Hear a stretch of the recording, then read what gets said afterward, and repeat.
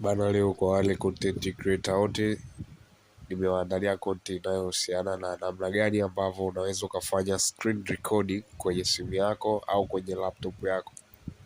Kitu cha kwanza kabisa, kama wewe ni mtumiaji wa iPhone, nenda katika app ya App Store and then install your app ya screen record, itakuonyesha. Na kama wewe ni mtumiaji wa Android, nenda Play Store, install app hiyo. Ukishapakua app hiyo, unaweza kufata steps kama ambavyo inaonekana hapo. Utaifungua hapo hiyo and then utakwenda kwenye sehemu ya file recording and then utatengeneza content yako. Let's say unahitaji kutengeneza content kwenye TikTok, utatengeneza content yako TikTok. Ukimaliza utaiupload. Let's say unataka uiupload popote pale kama YouTube, IG, popote pale unaweza.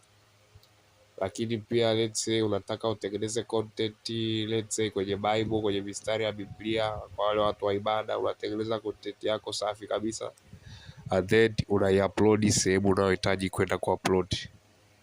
Kwa watumiaji wale wa Bible, unatengeneza content safi kabisa. Kwa maana usipate tena tabu ya kurekodi kwa kutumia simu nyingine au kwa kutumia kamera. Unakuwa unashoot kwa tabu, kunakuwa kuna shaking ya video.